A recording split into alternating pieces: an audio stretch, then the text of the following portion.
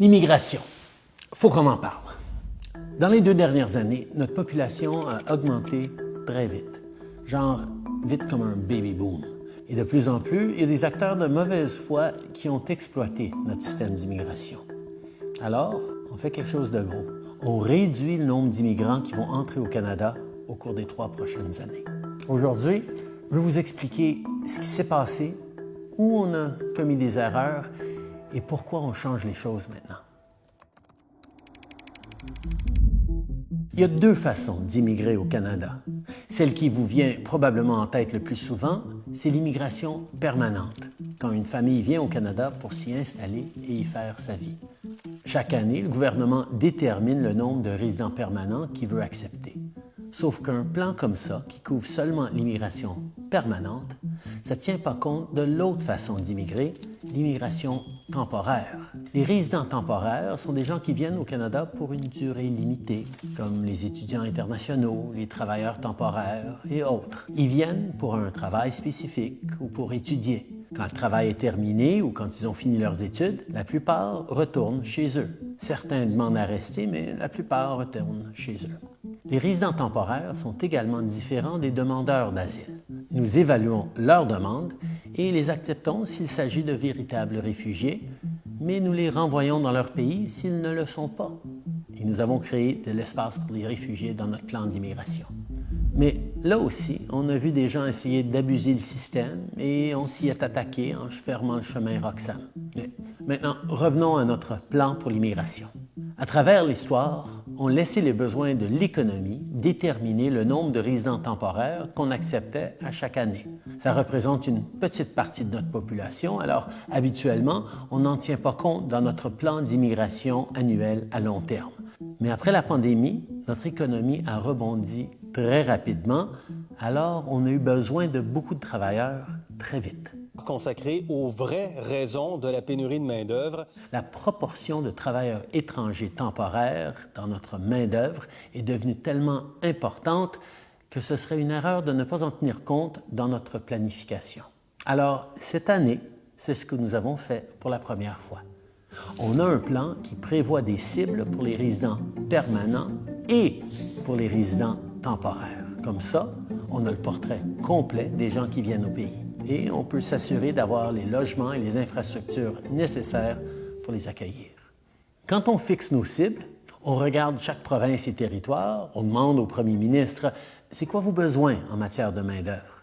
Est-ce que votre population augmente ou vieillit? » On reçoit des appels d'entreprises, de PDG, d'experts de l'économie qui nous donnent leur point de vue sur où on devrait mettre nos cibles.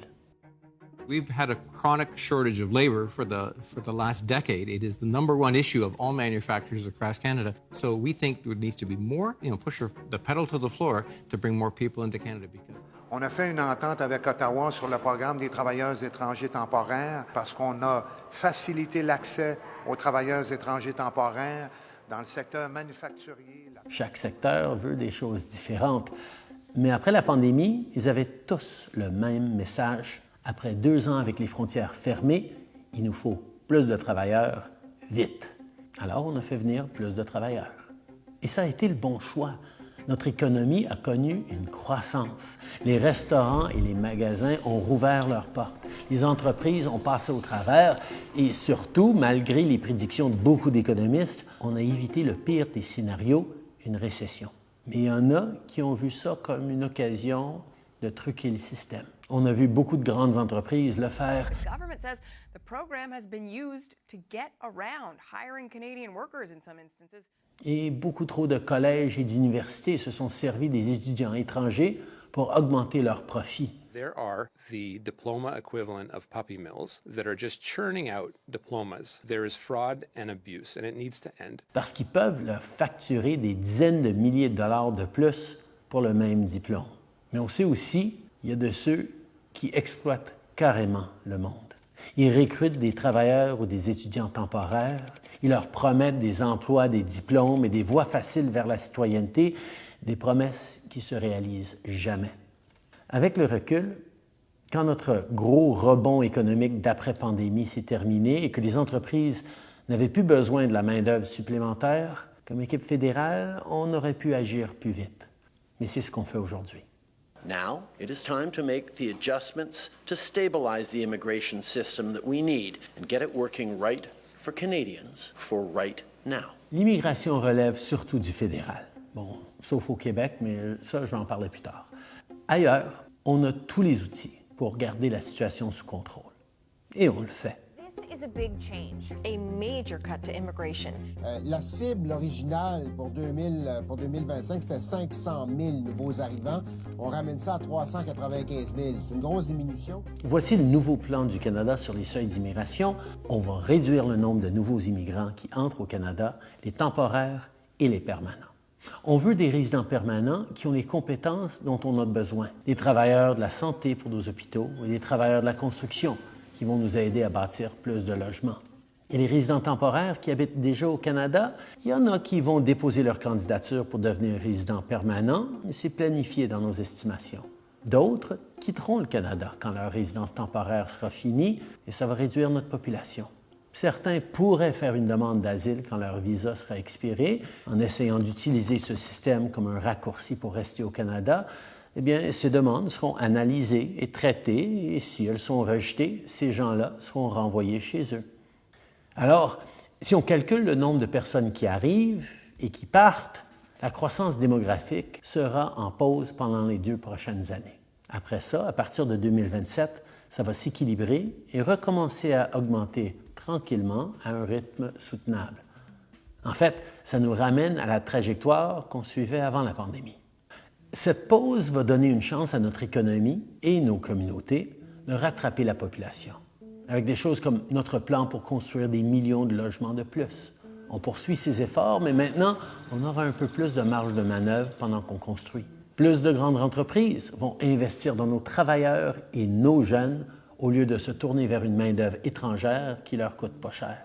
Le plafond qu'on a établi pour les étudiants internationaux permet déjà de réduire le prix des loyers dans nos grandes villes et ils vont continuer de baisser tant que le plafond reste en place. On s'arrange pour que le système fonctionne pour les Canadiens et pour les nouveaux arrivants, plutôt que pour les grands magasins, les chaînes de restaurants, les consultants en immigration et les faux collèges et universités qui exploitent.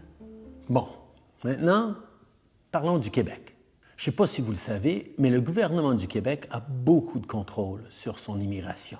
Le Québec a ses propres cibles d'immigration permanente et sélectionne la majorité de ses immigrants temporaires. Les mesures qu'on prend vont amener une réduction de l'immigration temporaire au Québec aussi, mais le gouvernement du Québec doit agir lui aussi pour contribuer à nos objectifs communs de réduire l'immigration temporaire et protéger le français. D'ailleurs, avec notre plan, on contribue aussi à la vitalité du français à travers le Canada en augmentant nos cibles d'immigration francophone hors Québec. L'immigration est vraiment importante. On est chanceux qu'autant de gens rêvent d'habiter ici, mais pour réaliser ce rêve, il leur faut un bon emploi, un logement qui a de l'allure et des soins de santé qui sont accessibles quand ils en ont besoin. C'est pour ça que notre décision de réduire temporairement nos seuils d'immigration, c'est une décision pragmatique. L'immigration, c'est une bonne chose. Alors le Canada doit bien faire les choses.